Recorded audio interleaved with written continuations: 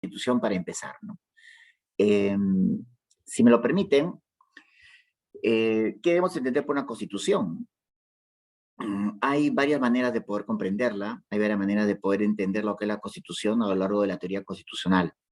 Y podemos centrarnos pues en cuatro conceptos que, que que han ido apareciendo a lo largo de la historia, ¿no? No los voy a citar cronológicamente, pero digamos, eh, lo voy a, de manera, a propósito, voy a darles este orden para llegar al destino que quiero argumentar. En primer lugar, entender la Constitución como el documento que organiza las instituciones del Estado, ¿no? Quizás es una definición muy clásica, muy cercana, ¿no?, a la concepción francesa, ¿no?, de lo que es una constitución, ¿no? Profesores clásicos, ¿no?, de Europa continental, de Francia, han puesto en boga, ¿no? Quienes estudian Derecho, quienes escuchan, por ejemplo, Oriol, Duverger, ¿no?, son los que han movido mucho estos temas sobre que la Constitución es el documento que organiza las instituciones del Estado, ¿no? Y esto fue concebido así porque precisamente tras el estallido de la Revolución Francesa, se vino a crear un nuevo orden, ¿no? Y el nuevo orden estaba pues en abolir la monarquía, estaba en instaurar una república, ¿no? Incluso hasta el calendario se cambió en Francia, ¿no? Y esto dio lugar a la construcción, ¿no?, de unas instituciones, ¿no?, nuevas, ¿no?, por Europa continental, ¿no? Hablar de la separación de poderes, hablar, por ejemplo, de que cualquier persona, ¿no?, sin importar su condición, podía llegar a la más alta magistratura, ¿no?, que es ser la presidencia, ya no la monarquía, ¿no? Entonces, hablar del ciudadano, ya no del súbdito, sino del ciudadano, ¿no? Entonces, hablar de la Declaración de los Derechos del Hombre Ciudadano, solo con el nombre, si nos remontamos a aquella época, la Declaración de los Derechos del Hombre Ciudadano, ya eso era revolucionario, ¿no? Porque no eran los derechos que eran concedidos por el rey, sino simplemente era una declaración que por la sola condición de ser un ciudadano, pues ya uno los tenía, ¿no? Y la palabra, el concepto ciudadano también, ¿no?, que no era súbdito, ¿no? Esto realmente fue para Europa continental una revolución.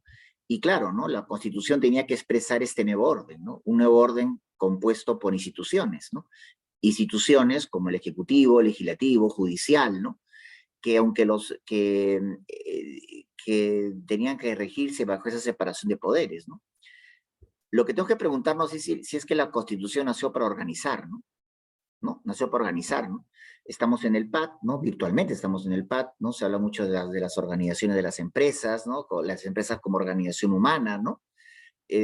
Pero la idea de constitución, déjenme decirles que no nació bajo el concepto de organización, que es importante, que es importante. Uno lee cualquier constitución y se da cuenta de que es un documento que está bastante organizado, ¿no? Por lo menos hasta uno puede decir que está más organizado que el país. O sea, si uno puede observar, por ejemplo, el texto constitucional, ¿no?, dividido en títulos, en capítulos, ¿no?, un determinado orden, un preámbulo, una declaración final, un catálogo de derechos, una parte dogmática, una parte orgánica, ¿no? Pero lo propio del derecho constitucional no fue organizar, ¿no?, porque en la historia de la humanidad, las diferentes tipos de organización humana que han existido en la historia de la humanidad han tenido algún tipo de organización, ¿no? Han tenido algún tipo de organización, ¿no? El Imperio Incaico ha tenido una organización muy vertical, por cierto. Las poligriegas, mucho antes, ¿no?, han tenido, pues, el Imperio Romano ha tenido alguna organización, ¿no? El Imperio Romano, pues, fue el creador del derecho, pero daba por bien sentada la esclavitud, ¿no?, que es lo más lejano a lo que quiere el derecho constitucional. Entonces, lo propio de la Constitución no es organizar, aunque veamos veamos objetivamente que es un documento que efectivamente organiza las instituciones del Estado, ¿no?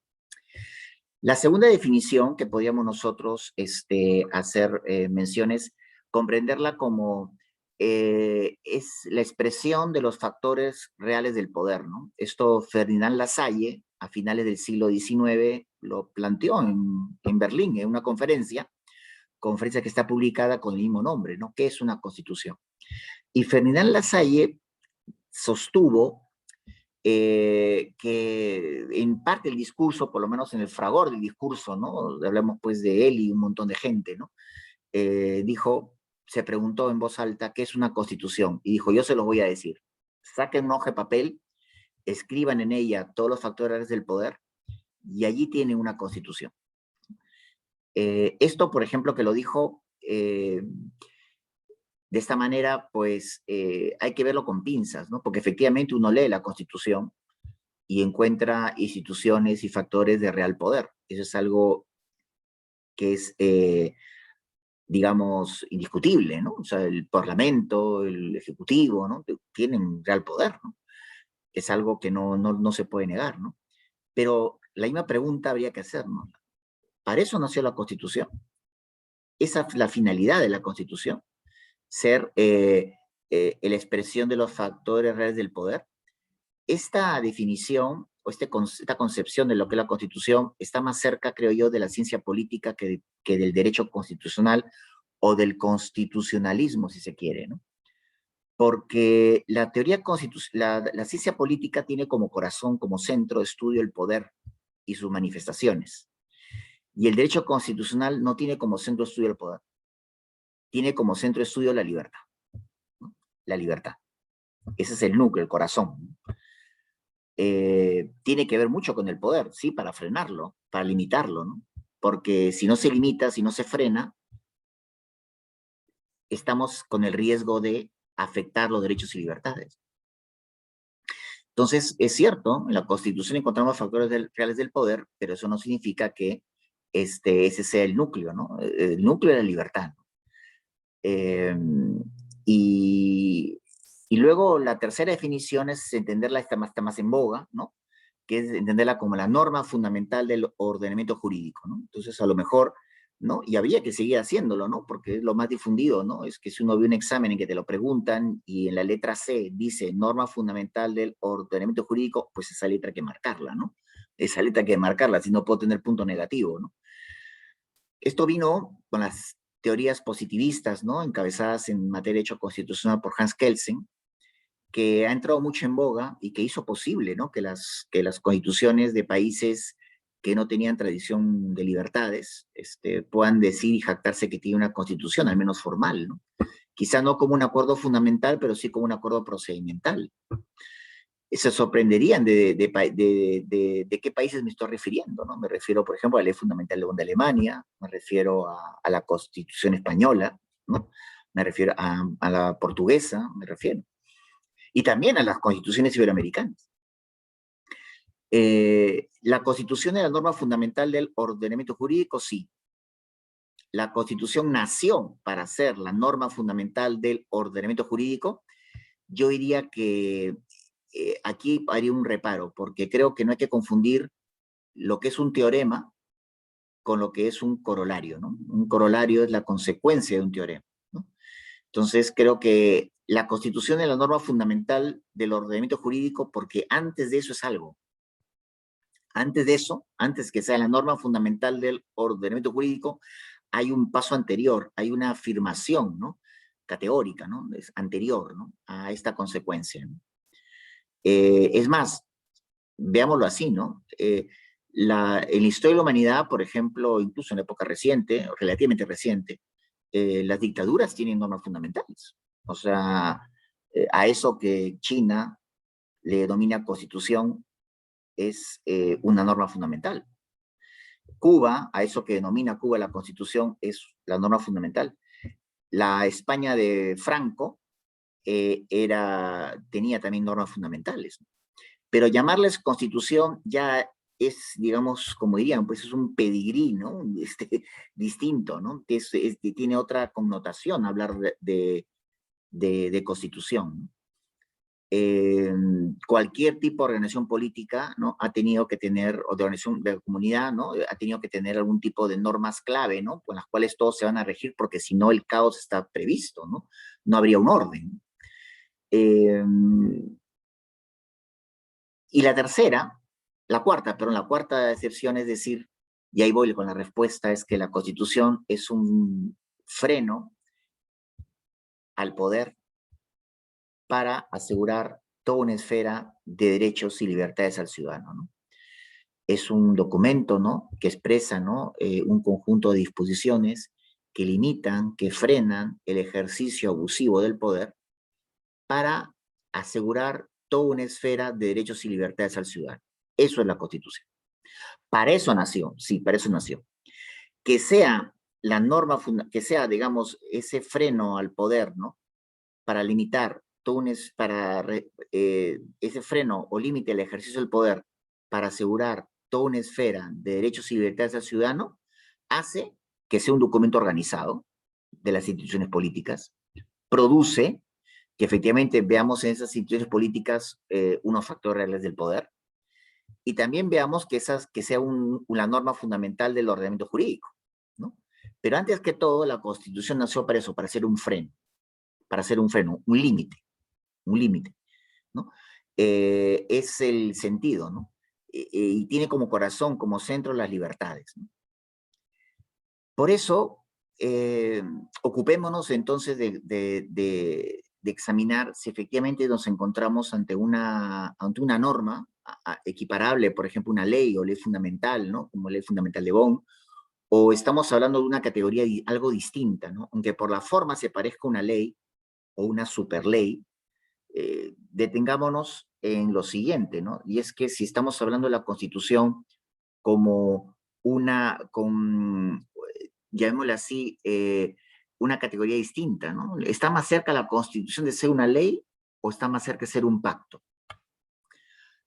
Veamos algunas características, ¿no? Del punto de vista del derecho constitucional, no de un curso de introducción al derecho, la ley, por ejemplo, siempre es fruto de un acuerdo unánime, ¿no? Perdón, perdón, no necesariamente es un acuerdo unánime, mejor dicho. No es fruto de un acuerdo unánime la ley. Habrá siempre una mayoría en el Parlamento y una minoría que esté en contra.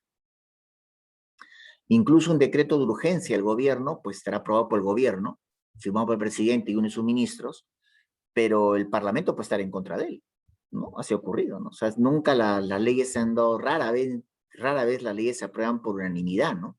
No es imposible, se han dado casos, pero rara vez se ha producido eso. Siempre hay un sector de oposición, porque la democracia lo admite, ¿no? La democracia admite que haya gente que esté en contra de lo que proponga una ley, ¿no? Porque esa gente supuestamente representa unos intereses, ¿no? También del pueblo, de los ciudadanos, en que defienden que esto no va, ¿no? ¿De acuerdo? Entonces, es el primer rasgo que tiene la ley, ¿no? Que es aprobada siempre por mayoría, ¿no? No por unanimidad, ¿no? Raro sería por excepción, por unanimidad, muy, muy raro. Segundo, que aunque la ley tenga una naturaleza política, un origen político, tiene una consecuencia jurídica. Cualquier, por ejemplo, el Parlamento no hace mucho debatido, ¿no? La posibilidad de retirar los fondos de las AFPs y se plantea, bueno, pues la gente no tiene liquidez, tiene problemas, el Ejecutivo no reacciona, hay que hacerlo nosotros, en fin, vamos a encabezar esta cruzada, vamos a aprobar una ley que permita levantar los fondos de las AFPs. Y el Ejecutivo puede decir y dice, ¿no? Esto es inconstitucional, ¿no? De acuerdo, pero esta motivación del Parlamento es una motivación que tiene un contenido eminentemente político, ¿no? Quiere dar solución a un problema de liquidez de la gente. Quizá no le compete al Parlamento, pero bueno, lo han hecho. Pero si esa ley se aprueba, hasta que el Tribunal Constitucional o un juez no le aplique, esa ley tiene naturaleza jurídica. Nació bajo un impulso político. Decir, por ejemplo, quiero dar la ley para cierre exportadora, ¿no? Muy bien. Para olvidar la intermediación que existe muchas veces en el campo, ¿no? Por los productos del campo. Bueno, esa afirmación es un producto, tiene naturaleza política. Pero cuando esa ley es aprobada, la de cierre exportadora, ya tiene consecuencias jurídicas. Ya no se le mide tanto por lo político, que queda no en el anecdotario, pero queda pues en los antecedentes, en las motivaciones, pero lo que rige, lo que va a ser materia de discusión por los jueces va a ser la parte jurídica, ¿no? Si realmente está o no afectando a la Constitución, si se puede armonizar con el orden constitucional, ¿no? Es un tema ya que será jurídico, ¿no? Es una segunda característica que tiene una ley, ¿no? Carlos, disculpa. ¿Sí? No sé si estás mostrando la presentación, solo vemos la primera, donde dice primera parte. Es que ahí me he quedado, para que puedan tomar nota, pero voy a salir de ella para que puedan quizá verme más, no distraer. Te quedo agradecido. No, Entonces, gracias. ¿qué ocurre? Cuando hablamos de la tercera parte, a la tercera idea es que la ley no hace distinciones entre personas, ¿no? Una característica, no hace distinción en personas.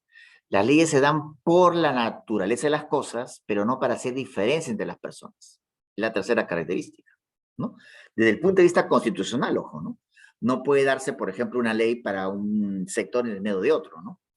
Si se hace para un sector, pues se contempla, ¿no? Todos aquellos que intervienen en ese sector, pero no puede pues, haber favoritismo, sino que tiene que darse a la luz de resolver un problema y que la ley dé una solución, ¿no? Una solución justa, ¿no?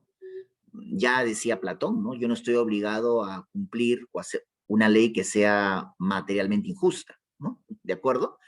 Entonces, las leyes, de hecho, la ley, de acuerdo con Santo Tomás, puede ser la ordenación de la razón dada para el bien común y promulgada por la autoridad competente, ¿no? Mejor definición constitucional de la ley no pudo haberse dado. De acuerdo por Santo Tomás. Y en el caso, por ejemplo, que menciono, pues las leyes se dan por la naturaleza de las cosas, pero no para hacer diferencia entre las personas, ¿de acuerdo? No puede haber distingos, ¿no? No puede haber discriminación. Y en último lugar, una ley se complementa con otras normas de inferior jerarquía, ¿no? A veces la ley no le basta sola, necesita ser reglamentada. Necesita ser reglamentada de tal manera que permita ser aplicada, ¿no? No sé mucho, por ejemplo, se aprobó una ley en que permitía pedir en un trabajo, pedir al jefe inmediato, ¿no? Unos días extra libres, ¿no? Fue las vacaciones para poder atender a un pariente, llámese a su padre o su madre, que, por ejemplo, está enfermo y nadie que lo atienda, ¿no? Ahora que estamos en época de COVID. Bueno, esa ley existe, pero esa ley tengo entendido que hasta ahora no está, me lo corregirán, hasta ahora no está debidamente reglamentada. Entonces esto pues se presta mucho a lo que el empleador diga, ¿no? Cómo el empleador la aplica, ¿no? Las leyes no les basta, por ejemplo, a veces no bastan solas, necesitan un reglamento, ¿no? Que las regule debidamente, ¿no? Ahí están pues los administrativistas, en fin, general, que la regule, ¿no? Un reglamento, ¿no? Estas son las características que tiene la ley, ¿no? Desde el punto de vista constitucional, ¿no? Ahora, el pacto, ¿qué características tiene en paralelo, no? En primer lugar, el pacto, para que sea pacto, siempre responde a un acuerdo unánime. No cabe un sector de oposición. Uno puede oponerse, pero al final en el pacto uno cede, ¿no? Cuando Benjamin Franklin salió, ¿no? El de la cometa, ¿no? Que casi se electrocuta. Cuando Benjamin Franklin salió, ¿no? De la Convención Americana, le preguntaron qué han hecho, ¿no? Y él contestó, no dijo, espérense, nomás 6 centavos, ¿eh? Hemos hecho la mejor constitución del mundo, espérense ahí, ¿eh? Espérense sentaditos. No, dijo, una república sí podemos sostenerla, ¿no? Es decir, hubo gente que no salió muy entusiasmado, pero hubo gente que estuvo a favor, otros que estuvieron en contra de las diversas fórmulas que se pretendieron para construir, ¿no? Los Estados Unidos de América, pero crearon un pacto que hasta ahora ya tiene más de 200 años, ¿no? Y se mantiene, ¿no? En esa misma constitución manuscrita, ¿no? En Pensilvania. Es decir, es en esa misma constitución. Entonces, es en 1787, ¿no? Porque fue un acuerdo unánime, ¿no? Por ejemplo, en Francia, para no dejar mal a los franceses, ¿no? En la declaración, cuando redactaron la declaración, cuando querían redactar la declaración de los derechos civiles y políticos, la Declaración de los Derechos del Hombre y Ciudadano, perdón, también en 1789, lo hicieron pues en el Salón de Juego de la Pelota Vasca, ¿no? Y dijeron, de aquí no salimos hasta darle una constitución a Francia. Fue una frase clave, ¿no? Y tenían que salir pactando, ¿no? O sea, todos van a ceder, todos van a dejar un poco sus propias pretensiones y todos van a buscar puntos en común, ¿no? No es de extrañar que la Declaración de los Derechos del Ciudadano no es una declaración extensa. Y tampoco es de extrañar que la Constitución norteamericana nació con 7 grandes artículos, ¿no? No te puedes poner de acuerdo con 206, ¿no? O te puedes poner de acuerdo con 7, ¿no? Yo creo que eso es mucho más viable, ¿no? ¿no? O con 444, como tiene la Constitución del Ecuador, ¿no? O los más de 500 que tiene la Constitución de Brasil, ¿de acuerdo? Tiene una lógica, tiene un sentido. Segundo, en el pacto, paralelo con la ley, por ejemplo, el pacto, si bien tiene una doble naturaleza, tiene una naturaleza política y jurídica, ¿no? Y el pacto constitucional la tiene plenamente, ¿no? ¿Por qué tiene naturaleza política el pacto constitucional? Porque lo que busca es frenar el ejercicio abusivo del poder, ¿no? ¿Qué más político que eso, no? Quiero frenar el ejercicio abusivo del poder, ¿no? ¿Y por qué el pacto es también constitucional, es jurídico? Porque lo voy a frenar a través del derecho. No lo voy a frenar a través de un tanque, ¿no? Que se ponga, que se atreva, pues, a sacar al presidente Palacio, sino lo voy o a punta de rifle, como ha ocurrido en Venezuela a través de Maduro, con las personas que son opositoras, ¿no? Se va, o en la plaza de Tiananmen, ¿no? Que un tanque pasó por encima, pues, de los estudiantes, ¿no? ¿No? Va a ser a través de la Constitución. No del papelito que se ha firmado esta semana ni la semana anterior, ¿no? De ese papelito no. Ese papelito no es vinculante. Ese papelito no es vinculante. Lo que es vinculante es la Constitución. Eso es lo vinculante. Lo otro es un papelito de buena fe, ¿no? O sea, tipo, hoy no fío, mañana sí, ¿no? O típica frase peruana, yo te llamo. Ya está, quedamos, bacán. De todas maneras, yo te llamo. O sea, es más o menos una cosa de ese estilo, ¿no? Oye, no te veo, compadre. Oye, oye, pues no vamos, chao, chao. Oye, de todas maneras, ya yo te llamo. 5 años. Sí, pasa 5 años, ¿no? Entonces, eso es muy de nosotros, ¿no? Pero no, pues, o sea, la Constitución en ese sentido es muy puntual, ¿no? Entonces, tiene una doble naturaleza, jurídica y política. Política porque frena el poder y jurídica porque lo frena a través del derecho, ¿no? Jacqueline dice, llego en 5 minutos, claro, 5 minutos criollos. O sea, está más cercano, pues, ¿no? O sea, incluso es más, 5 minutos que, no sé, o sea, digamos, sí, pues, muy criollos, ¿no? 5 minutos criollos, ¿no? No tiene, pues, un algoritmo ahí que por cuánto hay que multiplicarlo para saber a qué hora. No es el horita, sino el ahorititita. El ahorita es secular, no es un día bíblico, ¿no? Sino que es el horititita, el tititita, ¿no? Tiene que, si no, no funciona. Pues bien, muchas gracias por el aporte. Lo que ocurre es que otro rasgo de la constitución, del pacto, es que el tercero, ¿no? Es que el pacto eh, sí es complementado con otras fuentes, ¿no? Ese pacto puede dar lugar a ser actualizado vía, por ejemplo, puede ser actualizado, concretizado, pues a través de actos futuros, ¿no? Que parafraseen lo dicho en ese pacto, ¿no? Para resolver problemas concretos, ¿no? O sea, un pacto se complementa con otras normas, evidentemente. Un pacto se complementa con otras fuentes del derecho, ¿no? Concretamente, que no lo pueden desdecir, ¿no? Entonces, vistas las cosas así, la Constitución está más cerca de un pacto o una ley, ¿no? En mi asquerosa opinión, está más cerca de un pacto, ¿no? De un pacto. Es decir, la Constitución en sí misma contiene un llamado acuerdo fundamental, ¿no? Y para especificar, para explicar qué es un acuerdo fundamental, lo digo con otra frase más rara todavía, ¿no? Es un eh, acuerdo, es un consenso social, ético, cultural básico. Es decir, es ese conjunto, ¿no? Lo digo de tercera forma, más rara todavía. Es un conjunto de principios, ¿no? Y reglas, ¿no?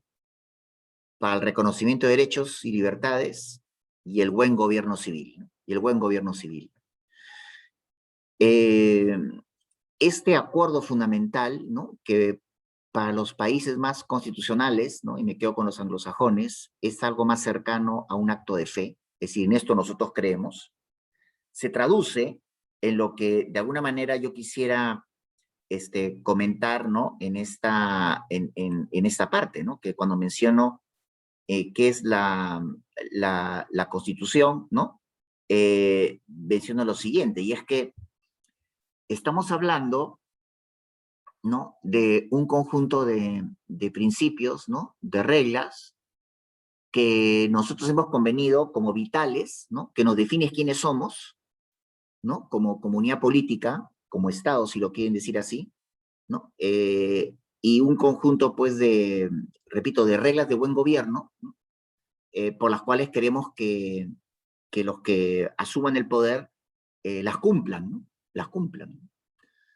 Es decir, la comunidad política se reconoce que quien es elegido presidente y congresistas no estás eligiendo iluminados, ¿no? Los iluminados ya han sido, por ejemplo, el poder constituyente, ¿no? Que en su momento dio la constitución y que de alguna manera con el tiempo se ha ido perfeccionando, ¿no? A través de la interpretación que han hecho, por ejemplo, los tribunales y concretamente el Tribunal Constitucional. Es cierto que en este camino han habido sentencias de todo tipo, ¿no? Buenas, malas, regulares, sin comentarios, ¿no? Esto ha ocurrido, esto hasta en las mejores familias, ¿no? Hay sentencias de la Corte Suprema Norteamericana que la verdad que van contra los derechos humanos, ¿no? O sea, Roe versus Wade, ¿no? En el tema del aborto, estas cosas, pues, curiosamente, ¿no? Esto ha ocurrido, ¿no? Pero la historia, ¿no? De la teoría constitucional de la Constitución va como increyendo, ¿no? Con el paso del tiempo, ¿no? Con las propias experiencias de la comunidad política. ¿En qué se pone de acuerdo la comunidad concretamente? ¿Cuál es el acuerdo fundamental que podemos nosotros concretizar? Por ejemplo, no cabe duda que somos una república. O sea, perdón, materialmente yo puedo hacer cuestionamiento de si somos realmente una república o no, pero por lo menos que queremos seguir una república o esperar a funcionar o operar y a sentir y pensar como una república, pues yo creo que sí. Ahora, que lo hayamos o no lo hayamos logrado, eso ya para otra charla, ¿no? Eso ya para, dejo quizá al final la bomba para que me vuelvan a invitar y dejo la bomba y me voy. pero dejo la bomba y me voy, ¿no? Así, dejo la bomba y me voy corriendo, ¿no? Y se acabó. Entonces, pero está claro que es una república, ¿no? Eso no está en discusión, ¿no? No está en discusión, por lo menos formal. Nadie entiende pasar a una monarquía, ¿no? A lo mejor hay zonas en Lima que unos querrán ser monarquía, pero, en realidad somos una república, ¿no? Segundo lugar, por ejemplo, reconocemos que sí nos gusta vivir en libertades, ¿no? Sí nos gusta vivir en libertades, ¿no? Tercer lugar, digamos, el modelo presidencialista con sus agregados parlamentaristas y todo lo demás, pues ha sido parte de una evolución, ¿no? Que la historia misma, esto no fue inventado por la Constitución 93, sino pues una consecuencia de las 5 constituciones anteriores, por decirlo así. Y está marcada, hay capítulos de la historia del Perú, de la historia republicana, en que se ven por qué han sido de alguna forma incorporadas estas instituciones en la forma de gobierno de la Constitución peruana, ¿no? Estos escándalos de que, ¿y esto quién lo sacó? ¿Y esto dónde vino? ¿A quién se le ocurrió? ¿No? Esto me parece inconcebible, ¿no? Porque, bueno, pues lean Basadre, pues, ¿no? Lean Basadre, ¿no? Pónganse Basadre para que sepan de dónde vino, ¿no? Pero no sé, pero sin más, ¿no? Pero bueno, eh, son temas nucleares en los cuales estamos de acuerdo, ¿no? Incluso la Constitución, por ejemplo, reconoce en la declaración final que el Perú, pues, reconoce pues un mar de 200 millas, estamos peleados con la comunidad internacional, con el tema del derecho del mar, ¿no? Pero lo reconocemos, ¿no? Reconocemos nuestros derechos también, pues, en la Antártida, ¿no? También, ¿no? Reconocemos, repito, instituciones que gozan de cierta salud, ¿no? O sea, la Defensoría del Pueblo me parece que no goza de goza de una cierta salud, o sea, y esto no, la gente, digamos, apreciamos eh, que, si se, que, que no hay mayor discusión sobre estos temas, ¿no? Reconocemos también tenemos como acuerdo, ¿no? Que lo que no sintamos que no se haya resuelto judicialmente, ¿no? Concretamente con justicia, ¿no? En el país, tenga que ser visto, ¿no? En materia de derechos humanos por la Corte Interamericana o el Comité de Derechos Humanos de la ONU, ¿no? Por los tribunales supranacionales para la defensa de los derechos humanos, ¿no? Eso estamos conveniendo. Bueno, ese es el acuerdo fundamental. Por lo menos lo que uno puede ver, ¿no? Otro, que es el que ya de una manera está todavía en crisol, porque a pesar de 200 años estamos en pañales, ¿no? Es ese, si bien nos parece bueno y sin discusión que se nos reconozcan derechos, o se inventen otros, porque por ejemplo ustedes pueden ver la Constitución peruana actual que está reconocido el derecho al disfrute, al tiempo libre, ¿no?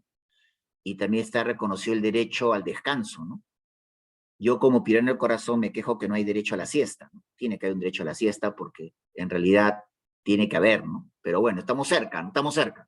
Porque hay derecho al descanso, al disfrute al tiempo libre, o sea, el derecho a la siesta ya, no sé, está cercano. Se puede interpretar que el constituyente reconoció el derecho a la siesta, ¿no? Entonces, está clarísimo, ¿no? Entonces, uno lo puede reconocer. Ahora bien, fíjense lo siguiente, si me lo permiten. Eh, Estos son pero hay toda una cultura de libertades, por ejemplo, que está aparejada a todo esto que se puede ver y leer en la Constitución, que a lo mejor también nos falta asimilar, ¿no? Está bien que se nos concedan derechos, nos ponemos feliz cuando se reconoce pues expresamente en la Constitución vía reforma, el derecho al agua, pero veas tú ves, estamos con el COVID y la gente no tiene agua, ¿no? O sea, eso no es una varita mágica, ¿no? Cuando el derecho al agua está implícito en la Constitución sin que se declare expresamente el derecho al agua. ¿Por qué? Porque la Constitución reconoce primero el derecho a la vida. Obviamente sin vida no hay agua, sin agua, sin agua no hay vida. ¿No? El derecho, no reconoce el derecho a la vida. ¿No? Y también, lógico, también reconoce el derecho también reconoce el principio de dignidad humana. ¿No? O sea, de ahí derivan todos los derechos. Sí, de acuerdo. Evidentemente, unas personas que vivan sin agua, sin desagüe, evidentemente ya de arranque uno se da cuenta que tiene una vida, hay unas condiciones de indignidad muy grandes, ¿no? ¿No? De lo que uno puede observar, ¿no? Uno puede ver y sentir. Eh, lo que podemos estar de acuerdo en que la gente es feliz, se pone, ahora se puso de moda porque siempre hay que ser original en cada campaña electoral, el derecho al internet, ¿no? El derecho al internet, el derecho al internet, ¿no? En época en COVID que tampoco hay internet. Pero ya se puede concretizar eso también, ¿no? O sea, se puede concretar.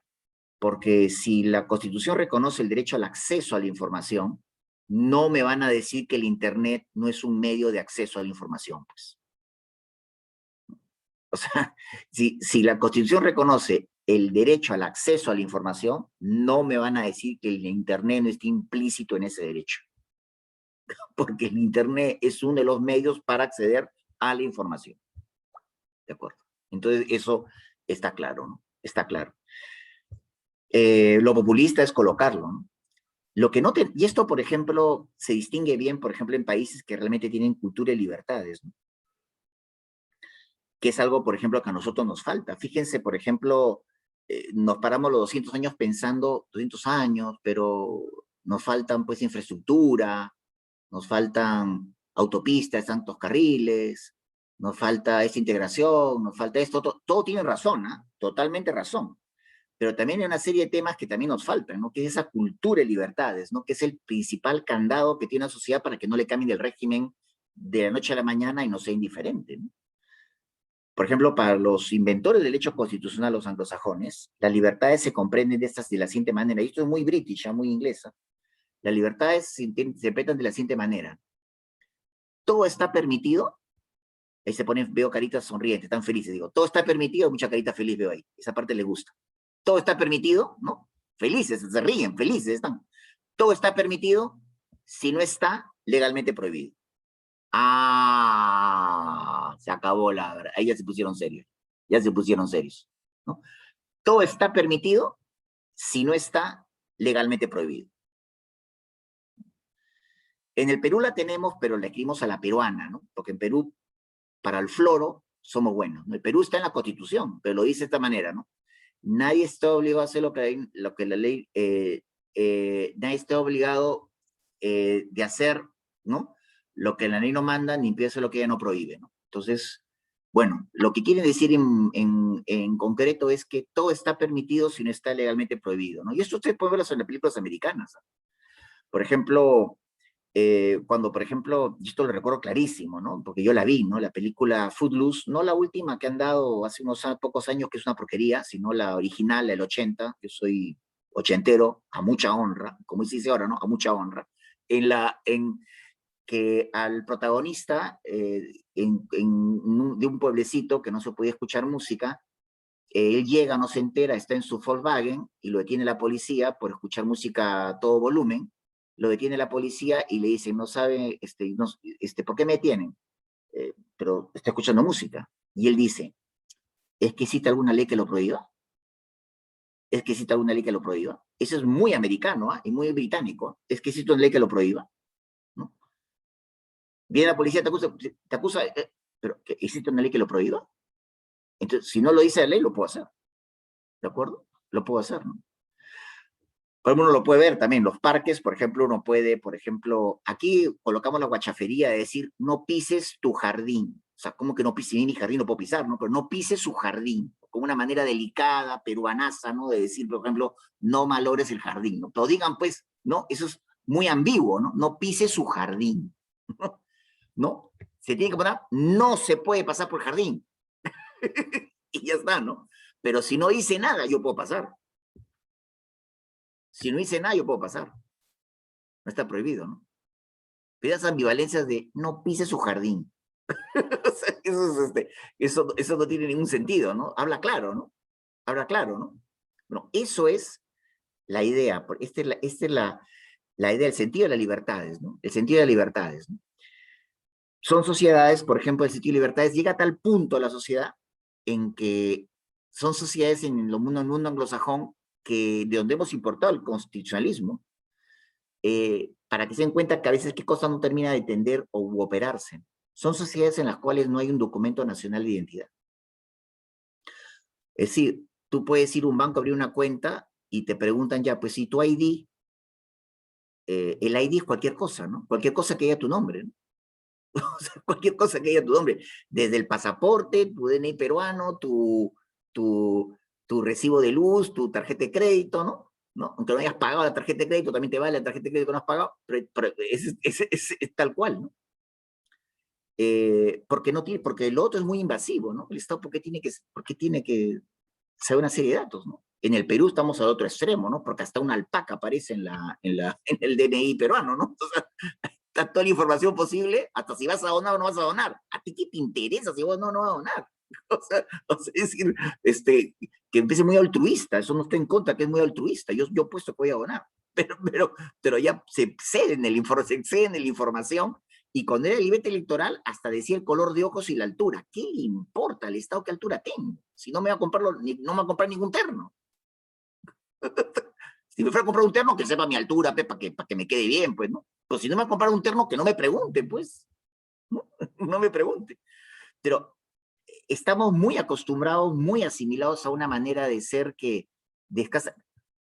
Y para ejemplo, el tema del COVID, ¿no? No puedes salir, ya. No puedes ir a misa, ya. Primero salen las mujeres, después salen los hombres, ya. No sabes decir la madre, ya. El día del padre, no va a pasar con nada con el padre nunca le celebra nada, no pasa nada. ¿Qué más? No puede salir en Semana Santa, ya. Oye, en el mundo anglosajón ya hay una revolución, ¿ah? Esto es una revolución. Acá somos recontrapasivos. Acá somos recontrapasivos. Por mucho menos en Argentina. En Argentina, con Fernández, le han hecho autostop ahí con claxon porque estaban cansados. Es decir, hay un software, ¿no? Hay un software en el mundo constitucional que eso no se compra en la farmacia ni te lo da una asamblea constituyente. Pero eso se tiene que formar. Y eso se forma cuando hay cultura y libertades, y hay cultura y libertades cuando hay continuidad democrática, ¿no? ¿De acuerdo? No se aprende al caballazo, ¿de acuerdo? Antes de continuar, me querían hacer una pregunta no sé, me bajaron la manito, ¿saben? No se enfaden, que está acabando mi idea. Margot, creo que eras tú, aprendiste tu camarita, ¿no? Sí, Ya, pregunta, sí, ya estoy hecho. que sea fácil, Sí, justo que sea cuando fácil. hablaste del tema de que todo lo que no está prohibido está permitido, acá entraría a tallar lo que es el supuesto derecho a la blasfemia, o lo que es el discurso ¿El de odio, derecho de qué, perdón? a la blasfemia. A la Hay un blasfemia. supuesto derecho, ujú, el El supuesto derecho a la discurso del odio. blasfemia. El derecho a la blasfemia. ¿Esto cómo lo concretas? Explícamelo. Que pueda decir cualquier cosa contra una religión. Claro, sí, estuve leyendo un ensayo que era el discurso de odio. Que Sí. supuestamente la gente lo toma, si es que no hay reglas que me prohíban eso, entonces puedo hacerlo. Pero supongo que debe haber parámetros, porque obviamente no se puede hacerlo. Sí, Bueno, está el tema, por ejemplo, en la democracia, ¿no? En un régimen democrático, por ejemplo, está el tema de la, vamos a ver, en un país fundamentalista, esto que me acaba de decir es imposible.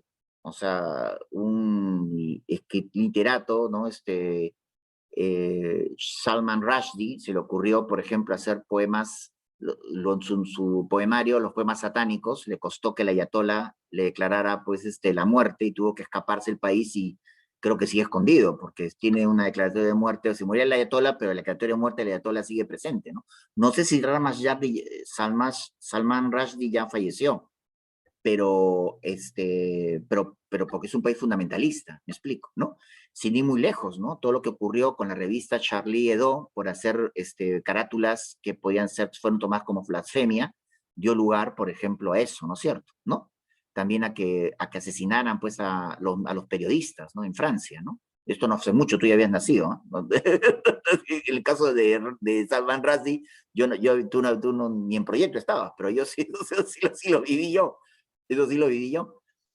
Pero en la democracia, por ejemplo, en países de mentalidad occidental, en la democracia existe lo que es la tolerancia, ¿no? Y luego el respeto, ¿no? Yo creo que, en los derechos, cuando hablamos de derechos humanos, olvidamos un elemento muy importante que es el concepto, ¿no? Del derecho al respeto, ¿no? O sea, no puede haber democracia, no puede real reconocimiento de derechos humanos si de modo implícito no existe, pues, un derecho al respeto, ¿no? Que nos debemos todos, ¿no?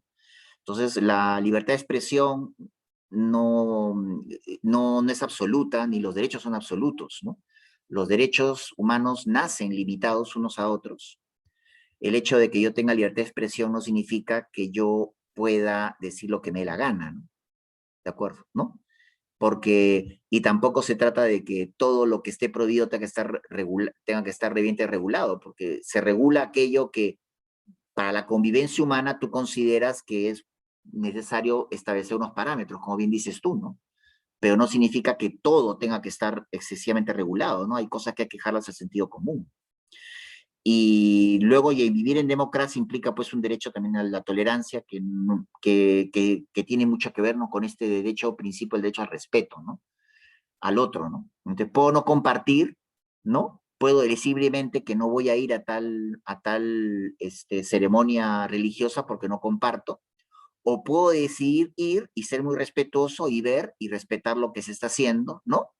En el lugar, con el debido respeto, ¿no? Que tengo, pero que no me obliga a profesar esa fe que no es la que yo tengo, ¿no? Entonces es, por ejemplo, en la sociedad, por ejemplo, americana, tú puedes ver, ¿no? Cruzas una pista y encuentras una sede de la iglesia metodista y al frente está la baptista, cruzando la pista. Ahora, no se están peleando, ¿no? No están ni tirándose flechas, ni están peleando ahí, no pasa por el medio, creo, yo paso por acá y me queda una bala. No, no, no, no, no. O sea, es la idea, ¿no? Margot, ¿dónde te has ido? ¿Has apagado tu camarita? ¿Dónde te has ido? no estoy acá. Ya muy bien. Es no significa que se van a pelear cuando pasa por ahí, ¿no? Uno puede observar, ¿no? Que no significa que uno tenga una iglesia en una esquina y el otro en otro lado, no, no. Face to face, ¿ah? Ahí miren, en una manzana uno las puede ver, ¿no? Es un derecho al respeto, ¿no? Y no considero, y luego siempre en los derechos, siempre entiendo que, aunque se pueda hablar de libertades negativas y positivas, en el fondo, no muy en el fondo, los derechos son bienes humanos. cuotas de perfección humana, ¿no? Que realizan a la persona, ¿no? Y donde no cabe el odio, ¿no? Y donde no cabe el odio, ¿no? O sea, es porque eso ya me explico, es donde no cabe, pues, el odio. Es cierto que es una manifestación claramente inmaterial, ¿no? La que puede expresar el ser humano, ¿no? Puede amar como puede odiar, pero de alguna manera los derechos humanos están más cercanos a lo primero, están orientados a lo primero, ¿no? Es un poco a cultivar la humanidad, ¿no? A cultivar la humanidad, ¿no? Es un culto, pues, orientado a la humanidad, ¿no? No sé si me dejó entender, Margot.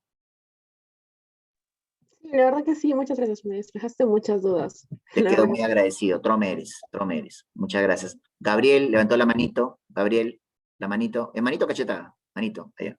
Claro, buenas noches. Está con la mano, ahorita me cae. A ver, Gabriel, ¿sí a tomar lonche? ¿O el lonche? Allá. Hola, Gabriel. Gabriel, ¿estás por Está, ahí? está apagado tu micro. Ahora ya está. Dime. Buenas, ¿se me escucha? Sí, pero sube volumen, Lo no me la pongas escribas, difícil. lo escribes, Gabriel, si no. Si no, lo escribes sin ningún problema. En castellano, no puedes escribirse en ruso y complicado.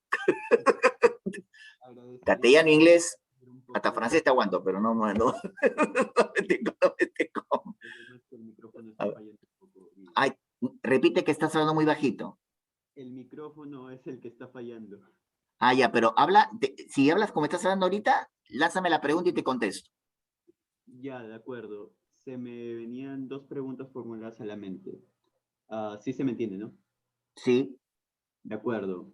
La primera es, respecto a lo mencionado anteriormente sobre el Documento Nacional de Identidad, acerca de los requisitos exigidos y su relación con el derecho a la identidad, ¿usted cree que existe una relación de necesidad establecida o es que ya se ha llegado a perder en algún punto con lo que se está exigiendo? Porque hay lugares, por ejemplo, en donde se está hablando sobre todo de una postura, aunque no simpatizo, libertaria, por ejemplo, del hecho de exigir el que ya no se requieran, por ejemplo, datos como el estado civil, como lo que viene a ser, por ejemplo, la altura, entre otros más.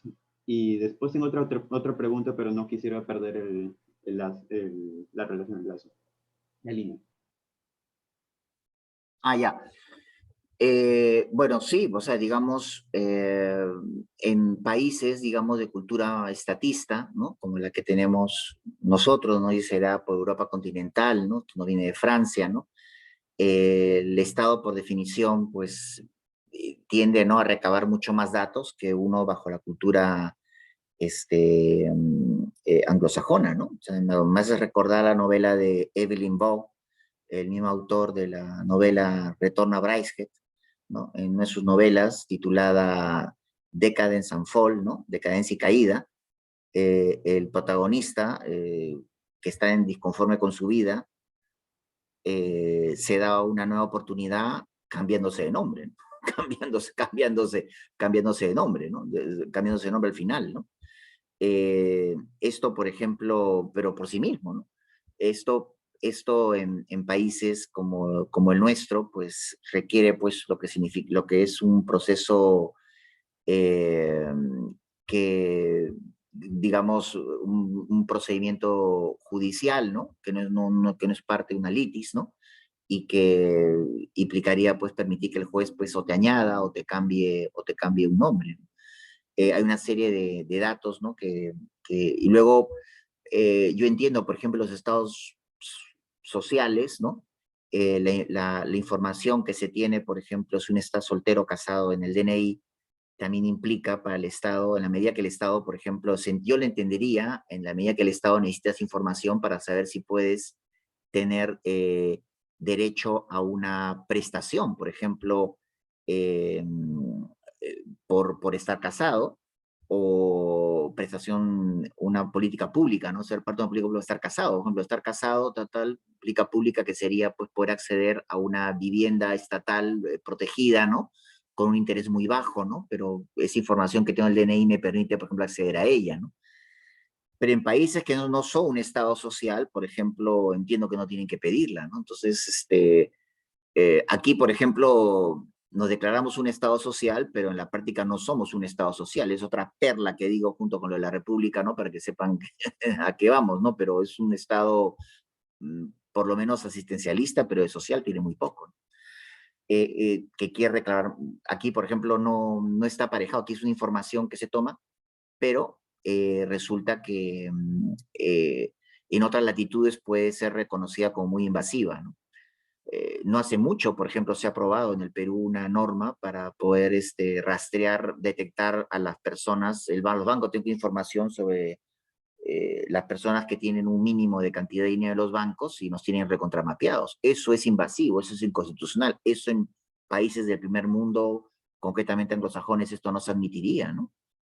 Porque es una forma de tener de alguna manera, tener información o datos que el Estado no sé para qué los quiere, mientras uno pague los impuestos que tenga que pagar, ¿no? Es decir, eh, considero que desde el punto de vista en los países de origen o de formación estatista como el nuestro, entiendo, ¿no? Que el Estado recae una serie de información, pero de donde nos vienen estas corrientes son de Europa continental, que son realmente estados sociales. Y aquí los hemos recabado, pero sin ser realmente un estado social. Declarado en la Constitución estado social, pero realmente no. O sea, el que, por ejemplo, pueden haber políticas públicas para familias numerosas, que en el Perú, por ejemplo, es muy necesario, ¿no? Porque en el Perú son los pocos países en que hay personas que tienen muchos hijos. Entonces, eh, políticas públicas para, por ejemplo, que la familia numerosa pues tenga descuentos, ¿no? En pasajes, en la comida, ¿no? Que se pueda tener, ¿no? Son cosas que aquí son pues parte de la utopía, pero en Europa existen, en Europa existen, ¿no? Eh, y es bueno pues que el Estado para hacer el Estado social tenga determinada información que se le brinde, ¿no? Aquí no, aquí no hay ningún, aquí tenemos la mitad, ¿no? Está declarado el Estado social, pero luego no tenemos esa, tampoco tenemos, y damos información, pero no tenemos esas prestaciones. En países, por ejemplo, donde más liberales, por ejemplo, se carece, ¿no? De pedir. En Inglaterra, fíjense, Inglaterra, que no es un Estado social, tuvo un sistema envidiable de welfare state, que bueno, Margaret Thatcher se encargó pues de reducirlo, pero, pero lo hicieron sin necesidad pues de pedir documento nacional de identidad y quizá que sea una de las razones por las cuales quizás se desbordó, ¿no? Pero en Francia, ahí sí todos están mapeados, ¿no? O sea, tiene mucho que ver esto, creo yo, con con el crecimiento del Estado eh, y, eh, y su influencia, ¿no? E invasión, ¿no? De alguna manera, ¿no? De alguna manera, ¿no? En las libertades de la gente, ¿no? Concretamente, me hablo de la cantidad de datos que tiene que conocer un Estado. En países anglosajones esto, por ejemplo, no ha sido así, ¿no? La gente ha sido es muy celosa de sus libertades individuales, ¿no? Lo cual no significa que no sean existencialistas cuando tengan que serlo, ¿no? Si se produce un desastre natural, los americanos te entregan, te devuelven impuestos, ¿no? Te devuelven impuestos que has pagado para que puedas atenderte, ¿no? En fin, ¿no? O sea, tiene mucho que ver con la conmovisión y manera de entender lo que es la comunidad política para nosotros conocida como Estado, ¿no? Estados sociales, pues piden mucha información que tú la ves pues en principio en el DNI, ¿no? Pero eso tiene una justificación que tengas un retorno, que es una prestación social, además de estar mapeado una prestación social. Eh, por ejemplo, una familia que está casada, una familia de un hijo y el hijo pues, atiende a los padres que están enfermos, el hijo necesita quien lo atienda a los padres por la mañana y el municipio en Europa le envía una persona para que un par de horas esté en la mañana atendiendo a los padres en lo vital mientras él trabaja, ¿no? Y eso lo está pagando con sus impuestos, pero el Estado tiene que tener información que avale esa información que está dando, esa situación particular que tiene la persona, ¿no?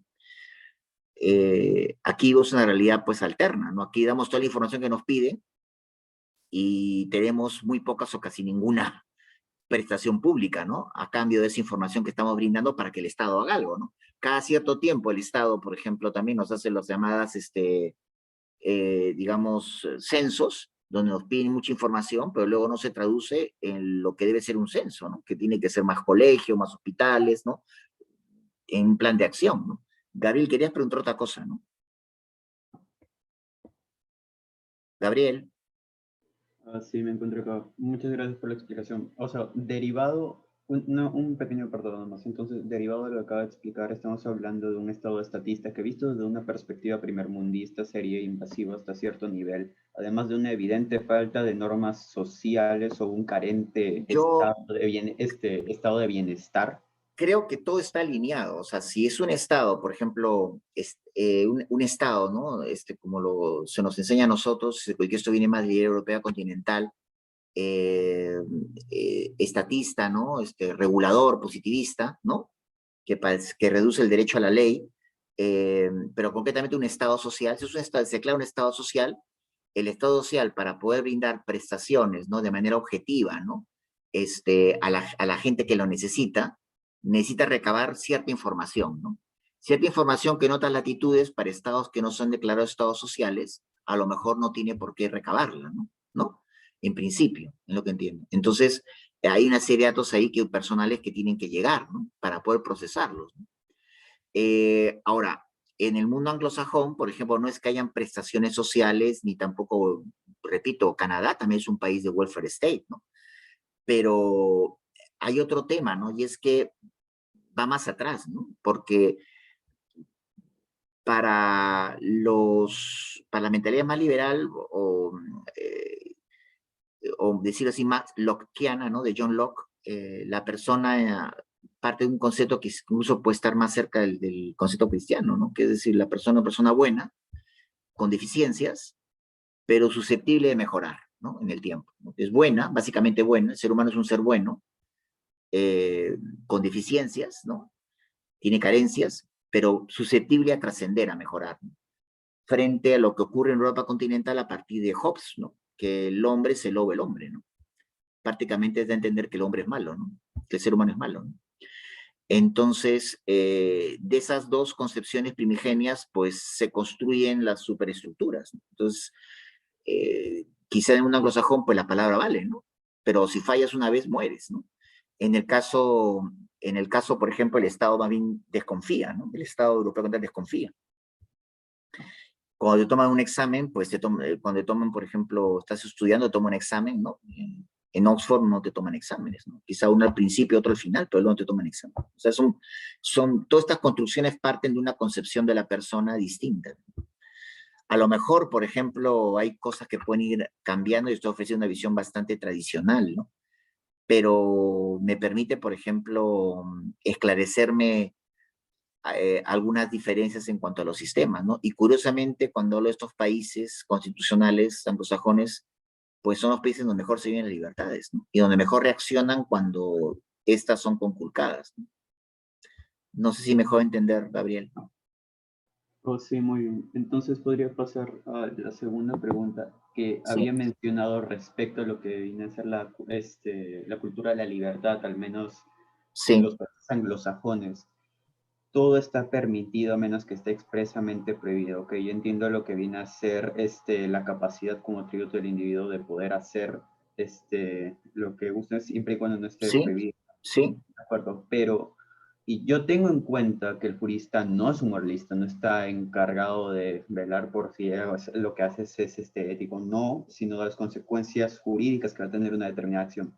Sin embargo, esta perspectiva de alguna u otra manera me suena preocupante porque me recuerda bastante, en algún punto lo mencioné en una de sus clases, a lo que viene a ser el debate, por ejemplo, entre lo que es el relativismo ético y el absolutismo jurídico, y en cómo es que, por ejemplo, el derecho ya básicamente va a tratar de regular las conductas con el único fin de hacer posible la convivencia, limitándose a establecer los mínimos necesarios para lograrlo sin pretensión alguna de imponer por medio de la coerción una concepción del mundo ni código ético de contenido material. O sea, se habla muy bonito de lo que viene a ser un Estado sin veleidades absolutistas, ¿no? Pero que en realidad desemboca en todo lo contrario, ¿no? Vamos a ver, cuando se menciona todo esto, desde el punto de vista constitucional, yo no creo, por ejemplo, en las constituciones y quienes pretenden nuevas constituciones en convertirlas en instrumentos de transformación social, ¿no? Ese no es el objetivo de una constitución. El objetivo de la constitución es respetar, ¿no?, la libertad individual, ¿no?, de las personas como bienes humanos, ¿no?, que buscan cuotas de perfección humana, que buscan la plena realización, ¿no? Y eso, por ejemplo, basta que el Estado, por ejemplo, a lo mejor no tiene que ser muy claro, ¿no? En lo que en ese aspecto, ¿no? Por ejemplo, uno puede, de todos los derechos, por ejemplo, uno puede resumirlos, ¿no? En lo que es, en 5, ¿no? Uno puede decir, por ejemplo, vida, dignidad, libertad, igualdad y propiedad, ¿no? Ahí se resumen todos, ¿no? Claro, tú puedes quizás sacar la dignidad del juego, porque la dignidad la puedes tomar como un principio que finalmente de él derivan todos los derechos. Pero le incluimos, si quieres, ¿no? Se lo incluimos, ¿no? Vida, dignidad, libertad, igualdad y propiedad, ¿no? Y es así como y a partir de ahí vemos que todos están de ahí, todos se derivan de ahí, ¿no? No hay que, más bien cuando más se enumeran los derechos y se detallan, a lo mejor es una forma también de restringirlos, ¿no? Cuando vas a lo básico y eres un país más orientado, ¿no?, que el derecho es lo que los jueces deciden, no lo que el legislador aprueba, eh, estás garantizando más la libertad, ¿no? Los jueces son garantes de la libertad. Eh, el derecho constitucional es de naturaleza judicialista, ¿no? Es producido por los jueces. Y es así, por ejemplo, como que es otra gran diferencia con el que tenemos nosotros, ¿no? Si me permites, para combatir un poco de ideas sobre el tema del relativismo, por ejemplo, ahora que se habla mucho de cambiar mucho el sistema económico, el régimen económico, está implícito en las libertades, en el primer capítulo de la Constitución. El régimen económico está descrito en la Constitución por un tema de lograr seguridad jurídica, ¿no? Es decir, lo coloco en la Constitución formalmente, porque de esa manera evito que un parlamento irresponsable con mayoría relativa me cambie el régimen económico. Entonces tengo que poner tiene que llegar a una reforma constitucional para cambiarlo, ¿no? Pero está implícito en los derechos y libertades, ¿no? Y me permito 3 ejemplos, ¿no? Cuando hablas de, por ejemplo, libertad individual, ¿cómo lo concretas en la parte económica? Libre iniciativa privada. Libertad individual, la libre iniciativa privada es la concreción de la libertad individual.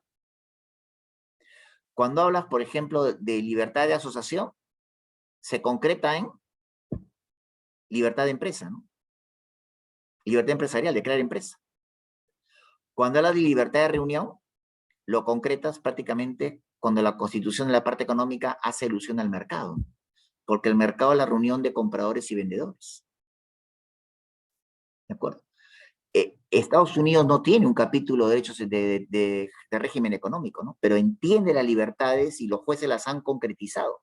Si alguien viene a decirte que te va a cambiar la parte económica de la Constitución tal como está descrita, te está afectando las libertades individuales del capítulo del catálogo de derechos y libertades, porque te está diciendo, ¿sabes qué? No vas a poder hacer empresa. ¿Sabes qué? No tienes iniciativa privada, ¿no? Bueno, pues tiene iniciativa, por ejemplo, a tirar avioncitos de tu departamento, de tu casa, ¿no? Pero hacer un negocio de avioncitos para cobrar por los avioncitos que tiras de tu casa, eso ya no, pues eso ya no. eso ya no, ¿no? Las actividades productivas son solamente del Estado, ¿no? Eso ya está en la Constitución por un tema de seguridad jurídica, pero podría no estar. Chile no tiene un capítulo de derechos económicos.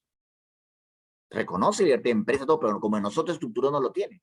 Porque eso, me explico, ¿no?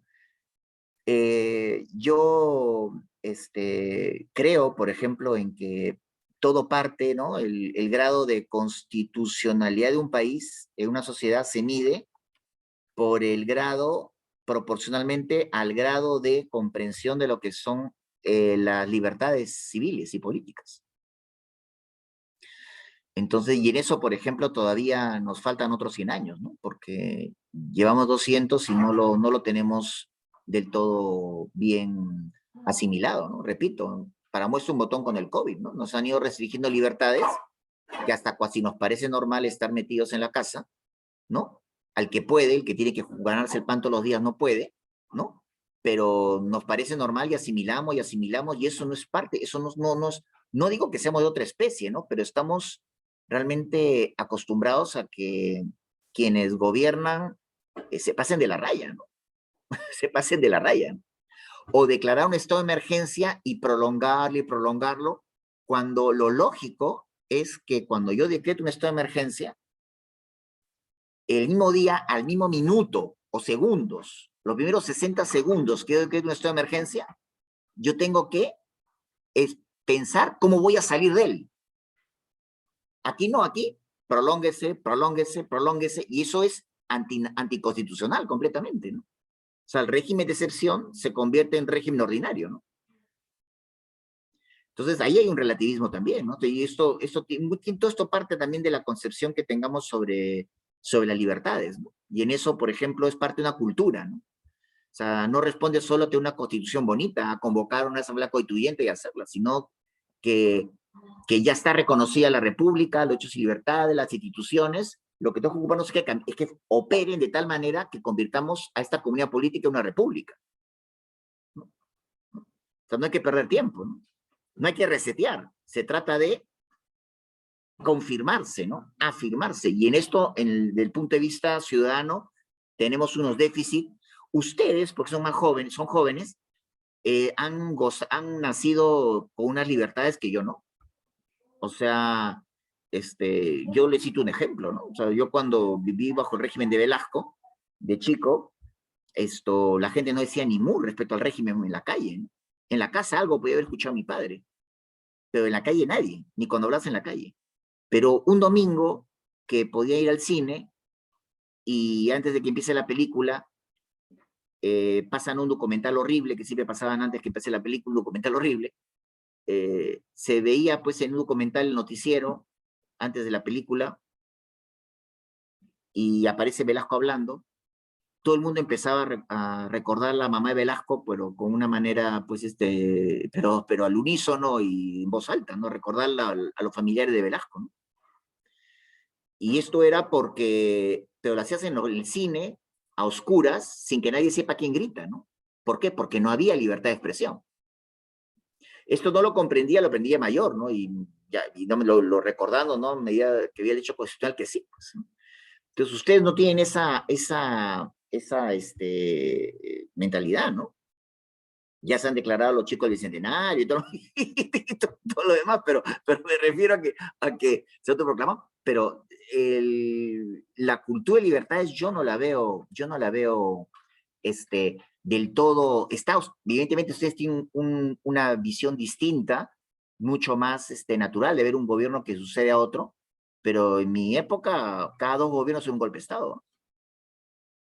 Entonces eso era lo natural, ¿no? Vivimos de permeadoras democráticas. Entonces ustedes son la sociedad realmente llamada, ¿no? Los jóvenes de la sociedad realmente llamada a empezar el bicentenario con otro chip, ¿no? Entonces no dejen que se los arrebaten, ¿no? No dejen que se los arrebaten, ¿no? Pueden que los gobiernos sean perfectos, pero no dejen que se los arrebaten, ¿no? ¿De acuerdo? Entonces, yo veo por ahí las cosas, Gabriel, ¿no? No sé si quieres acotar algo más. Carlos, tenemos una pregunta. ¿Sí? Allá muy bien. Sí, Edson, dime. Carlos, tenemos una pregunta de Jacqueline Vilches que nos dejó aquí en el chat de Zoom. Y ya se fue. Dejó y se fue. Creo que tenemos problemas con el micrófono. Si no, ya muy bien, no hay problema.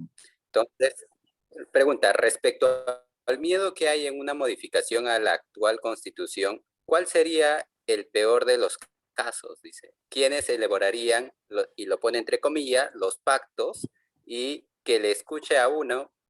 ¿Se me escucha bien? Creo que aquí sí, se escucha muy bien. Se escucha muy bien. Perfecto. Y ya Mire, que yo veo lo siguiente, si me permite, ¿no? ¿Algo más? Edson, ¿algo más?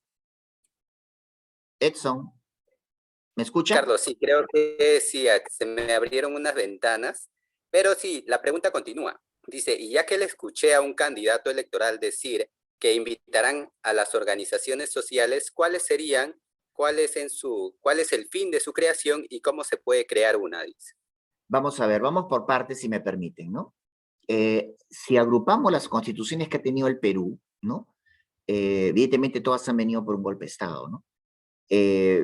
Esas, digamos, es como patear el tablero, ¿no? Son las constituciones producto de patear el tablero, ¿no? Que terminan y otras que inician un nuevo periodo democrático, ¿no? Si agrupamos todas y hacemos un esquema alrededor de ellas a partir de la teoría constitucional, no apoyándome tanto en la historia, porque a lo mejor voy a diferir, no a lo mejor, voy a diferir de lo que emprende y entiende, por ejemplo, Basadre, ¿no?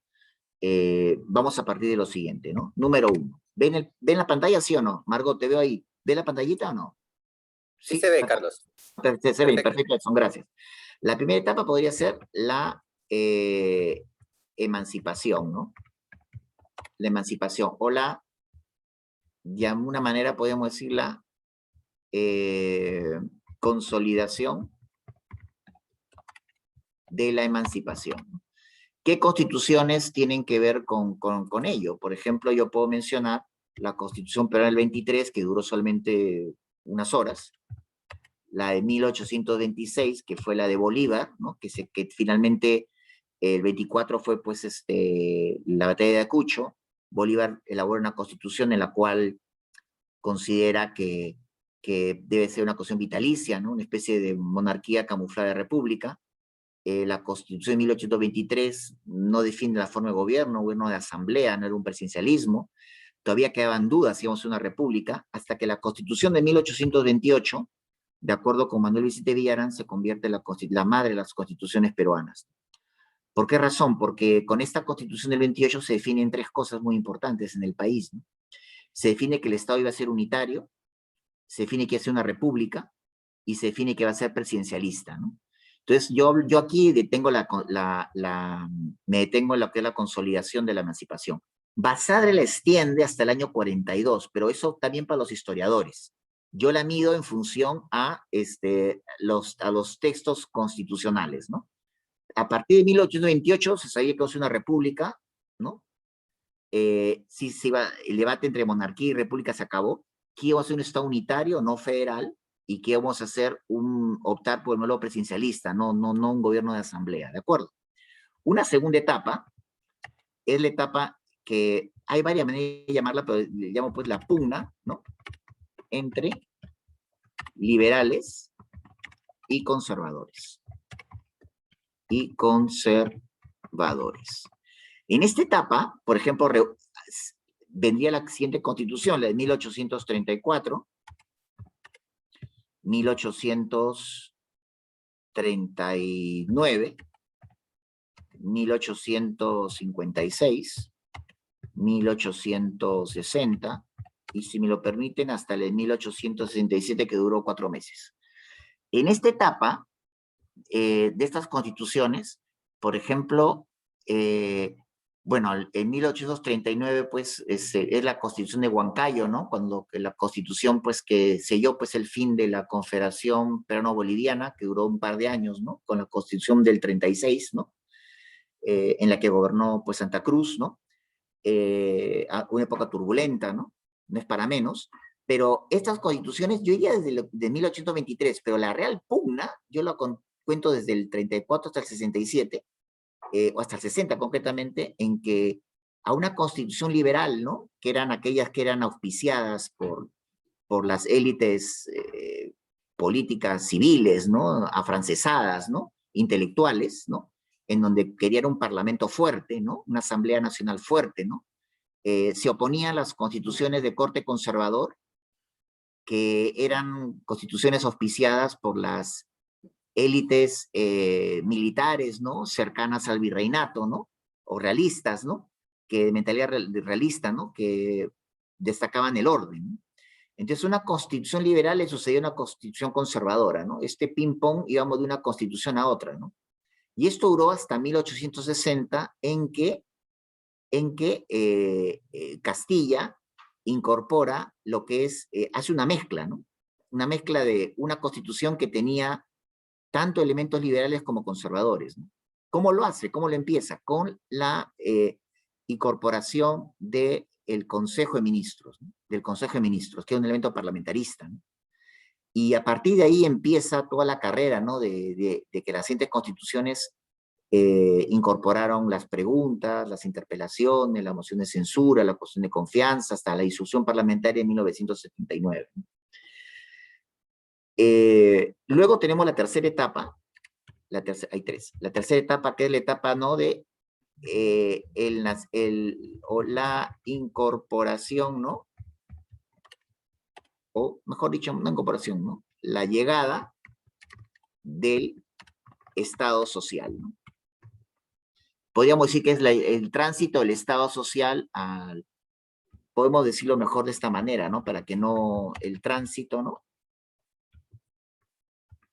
Tránsito del Estado liberal al social, para que se entienda mejor, ¿no? Aquí hablamos, por ejemplo, de la Constitución de 1920 y la Constitución de 1933, ¿no? Aquí hay varios sucesos, ¿no? La Constitución mexicana de 1917 de Querétaro y la Constitución alemana de 1919 de Weimar, la que fue la que llevó a Hitler al poder, instauraron lo que es un Estado social, las constituciones que recién incorporaron, reconocieron los primeros derechos sociales, ¿no? Esto nos llegó a nosotros con la del 20, con Leguía, y luego el 33, que esa constitución se parecía más a la constitución de Weimar, ¿no? Podríamos decirlo, no, una incorporación realmente formal,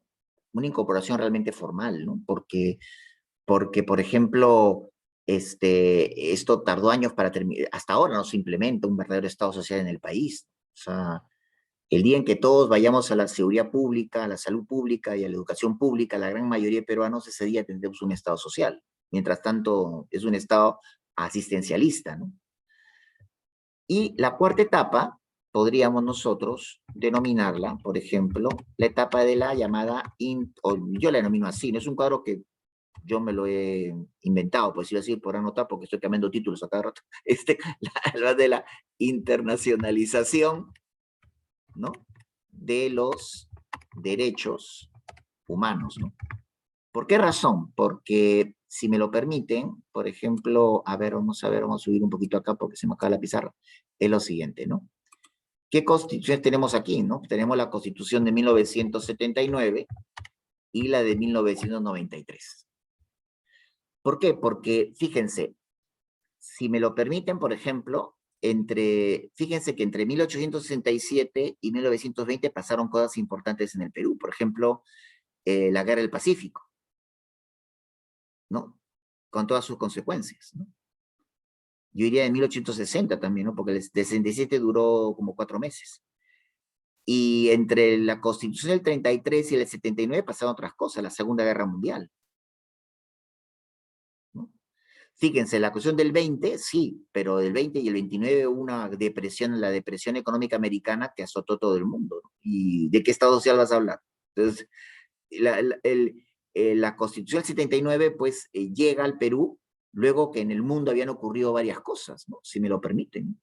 ¿Qué había ocurrido en el mundo? Había ocurrido la Segunda Guerra Mundial, antes el nazismo, aparecieron las primeras constituciones de la segunda posguerra, que la constitución heredado peruana, por ejemplo, del 79, la ley fundamental de Bonn del 49, la constitución italiana del 47, la constitución francesa del 58, la española del 78, la portuguesa del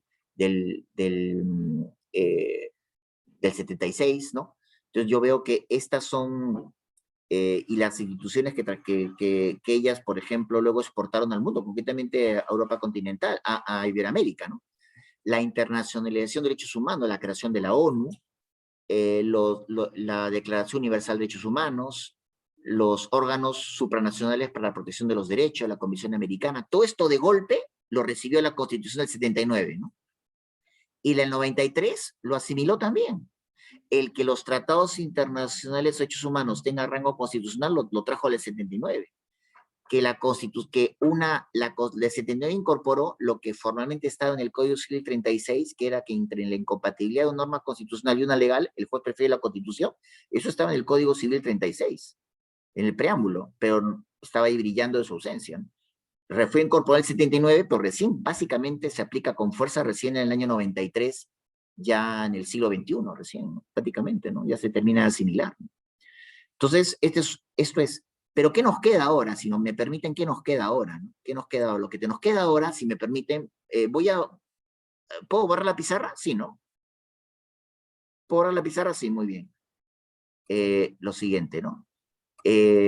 Yo puedo ver lo siguiente, que es lo que nos toca ahora. ¿Hay una etapa más? Sí, hay una etapa que está en pugna y cuando empiezo a contestar la pregunta. La etapa que está en pugna es la quinta, que son las constituciones del socialismo del siglo XXI. Que de alguna manera tienen unas características que son las siguientes, ¿no? O sea, por ejemplo,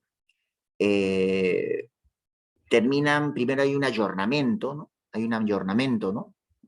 Para los que quieran, ¿no? Este es un cherry, ¿no? En el correo el día de mañana voy a publicar un artículo sobre este tema, justamente de acuerdo con lo que ha pasado en Chile, ¿no? De acuerdo a lo que ha pasado en Chile en correo. Estas constituciones del siglo XXI, pues, precisamente son dadas por gobiernos, ¿no? No democráticos, con lo cual,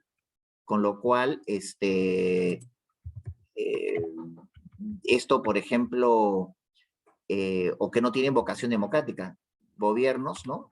Sin vocación democrática, ¿no? Primer rasgo, ¿no? Los que existen llegaron para quedarse. El caso que no le ligó fue el caso de Correa, porque Correa nombró un vicepresidente que se le volteó, le volteó el partido, ¿no? Le volteó el partido, ¿no? Le volteó el partido, ¿no? Pero en Bolivia, por ejemplo, básicamente indirectamente ha regresado Evo Morales. Luego, por ejemplo, que habla más que el presidente que actualmente gobierna el país, ¿no? Luego, además, por ejemplo, suelen tener digamos, también constituciones de tendencia progresista, ¿no? Que es, por ejemplo, incorporar, por ejemplo, en todos los artículos, ¿no? La comunión de, por ejemplo, los ecuatorianos, las ecuatorianas y ecuatorianos en toda la Constitución, porque los ecuatorianos y ecuatorianas, toda la Constitución, por decirlo así, ¿no? Luego, por ejemplo, tenemos lo que concretamente en Ecuador y en Bolivia, y por ahí pasa a pasar Chile, lo que es, por ejemplo, los principios del llamado summa causae, ¿no? O en Bolivia creo que es el summa camaña, ¿no? Que no sé si lo he escrito bien acá, que es los llamados derechos del buen vivir, ¿no? Del buen vivir, ¿no? Es decir, en otras palabras, significan, acá por ejemplo, hablan del reconocimiento a la Pachamama, pueden ver el preámbulo de la Constitución ecuatoriana, y en Bolivia también. Luego reconocerse, por ejemplo, como Estado plurinacional, que habría que analizar si Estado plurinacional sigue siendo o no una república. Eso habría que analizar. Y cuando hablamos de summa causae o summa camaña, el reconocimiento de la Pachamama es el reconocimiento a la madre tierra, ¿no? Pachamama significa madre tierra, ¿no? Pero estos conceptos que vienen, por ejemplo, andinos, que se venden muy bien, ¿no? Se han politizado, ¿no? Es decir, el summa causae o summa camaña significa de la tierra tomas solo lo necesario, ¿no?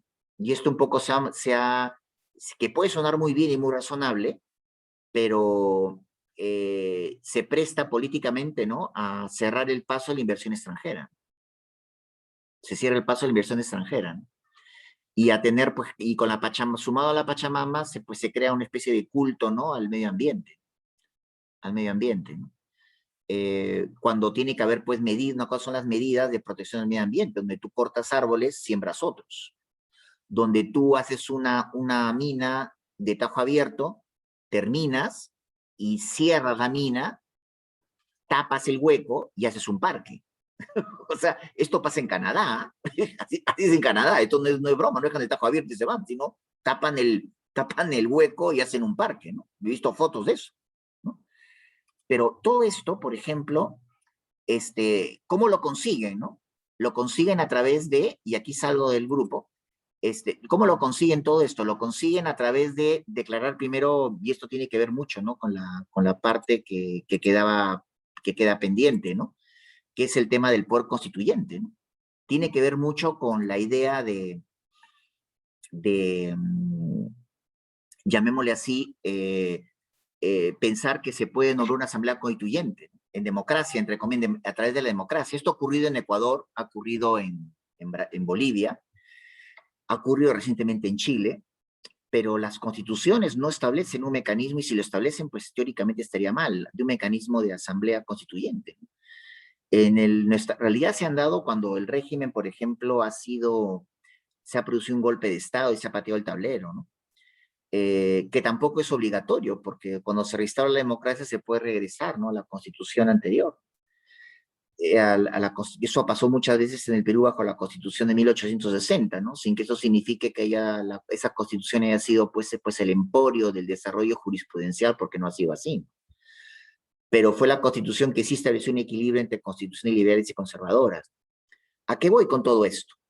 Voy a que el poder constituyente, que es la facultad que tienen los ciudadanos de darse una constitución, es un poder que si bien la concepción de esta idea fue por John Locke en Inglaterra, fue Manuel Sieyès en Francia quien la desarrolla como una manera, a mi juicio, ¿no?, de poder explicar lo ocurrido bajo la Revolución Francesa. Y es ahí cuando él nos dice que el poder constituyente, esa facultad que tienen los ciudadanos de darse una constitución, pues tiene es un poder originario, es un poder inapelable, es un poder inmanente a la sociedad misma, produce una quiebra al ordenamiento jurídico, ¿no? Lo explicó de tal manera que fue para no ser aplicado todas las veces que uno quiera, ¿no? Fue para ser aplicado una sola vez. Francia se desdijo de esto, ¿no? Un poco la teoría, la inteligencia, a través de una razón inteligente, Sieyès pues explica una razón por la cual, pues, repito, explica la Revolución Francesa y todas sus consecuencias, pero para ser aplicada una vez, no varias veces. Y cuando hablamos de constitución, estamos hablando de que la constitución ya tiene un mecanismo, que es el poder constituyente constituido, que es ese mecanismo que los constituyentes establecen para que la Constitución pueda reformarse. O sea, ¿por qué hablar de asamblea constituyente si la Constitución actual ya habla de república, habla de democracia, habla de separación de poderes, habla de derechos y libertades, derechos sociales, de jurisdicción supranacional para reconocimiento de los derechos, de control de convencionalidad de la Corte Interamericana, de que los tratados tienen rango constitucional, ya reconoce, por ejemplo, a los poderes del Estado, las relaciones que tienen que haber, ¿no? ¿Cuántas veces lo tiene que decir? ¿Cuántas veces tenemos que decir? Si hay 12 constituciones, tenemos que decir 13 veces que somos una república, 13 veces que somos soberanos.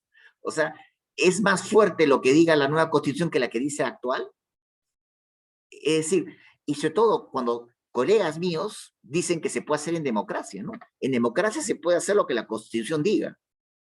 Y la Constitución actual dice que hay un mecanismo para ser reformada. Y si no hay los consensos, pues no se reforma. Y fíjense que estos últimos 5 años, que nadie tuvo, que el gobierno no ha tenido mayoría en ningún momento, con los 4 presidentes que hemos tenido, en estos 5 años hemos tenido 4 presidentes, se han podido dar reformas, muchas de ellas no me gustan, casi todas no me gustan, pero se han dado reformas. O sea que no es imposible, ¿no? Pero tienen que ser consensuadas, ¿no? O sea, el poder constituyente, un país no puede sacar el poder constituyente a la calle porque la Constitución no lo permite. Lo que dice el artículo 32 es que cabe el referéndum para reformas totales y parciales de la Constitución actual. ¿De acuerdo? Pero ese artículo se asocia con el artículo 206, que nos establece el procedimiento a través del cual el Congreso va a aprobar esa reforma y de tener mayoría absoluta la puede luego someter a referéndum, a consulta popular, como que lo que ha ocurrido con el referéndum que convocó Vizcarra, ¿no? Pero que el Parlamento lo hizo suyo. El presidente lo hizo, convocó, pero el Parlamento hizo suya la convocatoria de Vizcarra, pero el Parlamento pudo haber dicho, no veo necesidad de cambiar la Constitución, y estaba en sus tres y lo podía hacer. ¿Qué pasó en Chile? En Chile el presidente Piñera fue doblegado, ¿no? Qué distinto. Piñera viene la crisis del octubre de 2019, no sabe qué hacer. Primero quiere dar un conjunto de medidas que compensen, por ejemplo, lo ocurrido con la metida de pata de la subida del impuesto al metro, del ticket al metro, y no le resultan, la gente sigue levantándose con más ahínco, pide la renuncia de Piñera, y Piñera no ve otra manera de que, en lugar de mostrar firmeza, y mostrar firmeza incluso hasta con su vida, termina, porque eso es un estadista. Un estadista no es que come caviar, no es que el estadista vive bien o toma vino y esto, o el estadista pues habla por la televisión, que es el presidente, lo lleva, le escolta, no, no. El presidente el presidente jura defender la Constitución y está al pie del cañón, ¿no? O sea, es la firmeza, ¿no? Esa firmeza no la tuvo y se doblegó y no podía convocar una asamblea constituyente y todo el mundo se quedó callado. Todo el mundo se quedó callado. Es lo que ha ocurrido. ¿Qué es, por ejemplo, lo que de alguna forma se puede pretender aquí, ¿no? Entonces yo digo, claro que se puede. ¿Por qué se establece el poder constituyente constituido delegado? ¿Por qué se establece ese procedimiento para reformar la Constitución? Se establece porque, en primer lugar, digámoslo de esta manera, cuando elaboraron la Constitución, vayamos al momento, a la Constitución americana, ¿no? Que fue la primera Constitución rígida, me imagino que se habrán preguntado, ¿no? ¿Y ahí qué pasa si nos equivocamos, ¿no? Y si nos equivocamos, ¿qué pasa? Si la fregamos, si metemos la pata, ¿qué hacemos? Pues lo que hacemos es lo siguiente, pues vamos a establecer un procedimiento para reformar la Constitución. Ah, Lizzy, gracias. Ahora termina esta idea y terminamos, no seas malita. Entonces, No se preocupe, Carlos. gracias. ¿Qué hacemos? Pues vamos a establecer un procedimiento de antemano, ¿no? Para que no se peleen en quién va a reformar la Constitución o quién tiene más derecho a reformarla, ¿no? Como por ejemplo, la encrucijada, ¿no? En que se puso, por ejemplo, París, ¿no? En la Ilíada, ¿no? Entre quién era la más bonita. con lo cual, digamos, vamos a hacerlo con anticipación, ¿no? Entonces, un procedimiento. ¿Y a quién se lo damos? Bueno, unos habrán dicho, pues se lo damos al Ejecutivo, ¿no? Y las respuestas, pues, brillaban, ¿no? Y decían, ¿pero cuál Ejecutivo? Pero o sea, el Ejecutivo es al que hay que limitar. El Ejecutivo en la historia del derecho constitucional es el malo de la película, ¿no? Por eso llámele la atención cuando un candidato al Ejecutivo te diga que quiere, o candidato te diga que te quiere cambiar la Constitución. O sea, cuando es lo primero que tiene que respetar. El Ejecutivo, en estricto, es la persona o la institución que tiene las llaves de la caja grande y la caja chica. El Ejecutivo, de un punto de vista minimalista, es el órgano que administra tus impuestos. Y yo no le voy a dar la llave de mis impuestos a cualquier persona, sino a personas que me den garantías. Entonces el Ejecutivo no es el más indicado, ¿no? Luego, entonces hablamos al judicial, porque son abogados. Pero el judicial tampoco, porque el judicial tiene que estar lo más lejos posible de la política, ¿no? Es casi imposible tenerlo totalmente lejos, pero sí hacer el esfuerzo por tenerlo lo más lejos posible, ¿no? Ya se encargará de interpretar la Constitución, pero no estén en el discurso político, ¿no? Las political questions, como dirían los americanos. Entonces, ¿quién queda? El menos malo es el Parlamento, porque en la Asamblea Parlamentaria están los que ganaron y los que perdieron. Está el gobierno, los representantes del gobierno y la oposición, está todo el país. A él hay que darle la atribución de reformar la Constitución.